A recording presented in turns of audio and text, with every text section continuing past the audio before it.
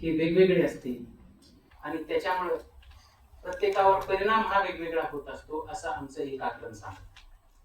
या ठिकाणी स्त्रीवादी अर्थशास्त्रज्ञ जर असल्या तर त्यांनी स्त्रियांवर काय परिणाम होत आहे याचा त्यांच्या अभ्यासातून त्यांनी जसं ज्या पद्धतीने जे ती घोष विश्लेषण करतात त्याच्यातून एक नवीन माहिती पुढे आली असती का असं मला वाटतं. आणि त्यामुळं हा जो काही जीएसटीचा विषय आहे ते बघत असताना ज्या पद्धतीने जागतिकीकरणाला मानवी चेहरा दिला पाहिजे असं त्या कालखंडात म्हणण्याची वेळ येत होती, त्याच पद्धतीने या जीएसटीला पण काही मानवी चेहरा देता येऊ शकतो का?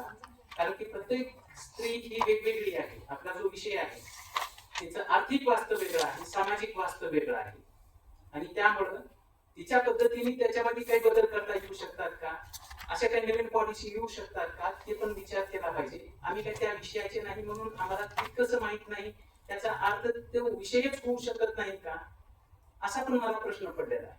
कारण की सगळ्यांसाठी सगळंच वास्तव एकच आहे का, इथून ह्या विषयाची सुरुवात झाली पाहिजे.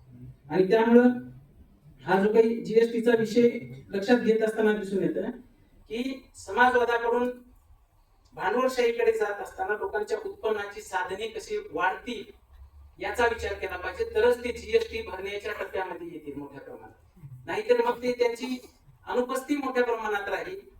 मग तिथं काय करायचं, म्हणजे जीएसटी भरतच जीवन जगण्याची जी काही वेळ आलेली आहे आणि लोन घेऊन जीवन जगण्याची वेळ आलेली आहे. हा जो काही भांडवलशाहीचा सध्याचा जो काही कालखंड आहे त्या कालखंडामध्ये आपण मेनस्ट्रीम म्हणून ज्यांच्याकडे पाहतो ते वर्चस्ववादीच आर्थिक विचार आहे का, आणि मग याच्यामधून समाजवादी विचारातून काही ह्या जीएसटी कडे काही पाहता येऊ शकतं का, या दृष्टिकोनातून काही विचार जर झाला असता तर फार अधिक चांगल्या पद्धतीने. कारण की हे निर्माण करणारे जे लोक असतात या सगळ्या पॉलिसीज ते त्यांचं काहीतरी हेतू असतो, त्याच्यावर त्या आर्थिकतेवर सत्ता कोणाची आहे आणि हे जमा झालेला पैसा जनसामान्यांच्या योजनांसाठी राबवता कशा पद्धतीने येऊ शकेल. आणि इतके जसं कल्याणकारितेच्या दृष्टिकोनातून पाहिलं तर आपल्याला इथं पेन्शन मिळताना दिसत नाही लोकांना.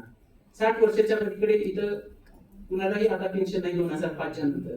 अनेक शेती क्षेत्रातील वेगवेगळ्या लघु उद्योगातील लोक त्या मॉलच्या मोठ्या ताकदीपुढे हाताने दिसत आहेत आणि त्यामुळं ह्या सगळ्या गोष्टींचा विचार पुन्हा एकदा झाला पाहिजे असं मला वाटतं. आणि या विषयावर हा नवीन विषय आहे आणि त्याच्यामुळं माझं तर शून्य आकलन आहे या विषयावर. फक्त मी वेगवेगळ्या चॅनलवर चालणाऱ्या चर्चा, युट्यूबवर चालणाऱ्या चर्चा हे मी ऐकत असतो.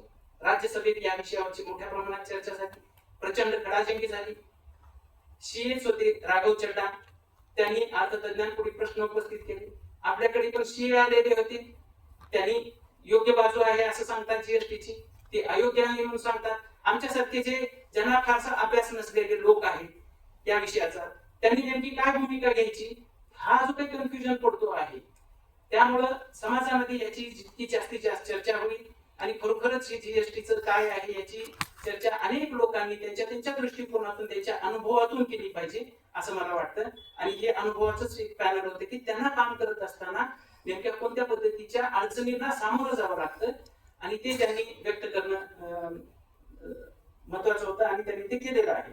आणि त्यामुळे हा जो काही आजचा दिवस जो आर्थिक विचाराच्या संदर्भात गेला तो फार महत्वाचा होता, कारण की हा विषय आमच्यासाठी प्रचंड नवीन होता आणि त्यामुळं हे सगळं राबवण्यासाठी I thanks to first of all Indian council of social science research, ministry of education, thanks to doctor Renu Adalka madam, then additional commissioner Mr. Vaishali Patanji madam, senior economist Professor Pradeep Apte sir, former deputy commissioner Dr. Bhushna Karandikar madam, thanks to Niket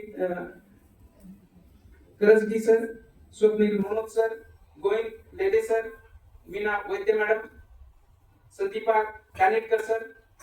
Govind Lede सरांची ओळख सांगताना मी ते IDBI चे ते director राहिलेले आहेत sir, मोठ्या पदावर राहिलेले आहेत, त्याच्यामुळं त्या अनेकांची ओळख करत असताना तो विषय राहिला असेल. पण बँकेच्या अधिकाऱ्यांच्या दृष्टिकोनातून ज्यावेळेस हे आम्ही ऐकतो त्यावेळेस ते फार महत्वाचं होतं, कारण की आमची भेट होत नाही बँकेच्या अधिकाऱ्याची, त्या क्लर्कची होत असते, पण मधला माणूस काय विचार करत आहे ते ऐकत. Thanks to doctor G Shyamala madam, त्यांनी ही हॉल दिलेला आहे आणि पुढे पण आम्ही वेगवेगळ्या कार्यक्रमावर आम्ही तुमच्याकडे येणारच आहोत. त्याच्यामुळे आपला सन्मान कायमस्वरूपी असणार आहे. Thanks to all participants. तुम्ही सर्वजण या ठिकाणी उपस्थित राहिलात. 175च्याही पलीकडे इथं नोंद झालेली होती, त्याच्यापैकीचे तुम्ही आहात.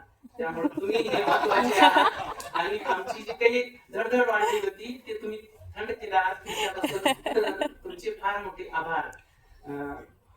Thanks to doctor Anga Tambe madam, doctor Surabhi Jain madam, doctor Bore madam, Swati Dayalray madam, Anant Chatre madam, ह्या सगळ्यांनी हे सगळं नियोजन मागच्या 1.5-2 महिन्यापासून हे कायमस्वरूपी कंटिन्यू चालूच आहे आणि त्यांनी केलं. त्याच्यामुळं मला त्यांचे फार मोठे आभार मानावे वाटतात.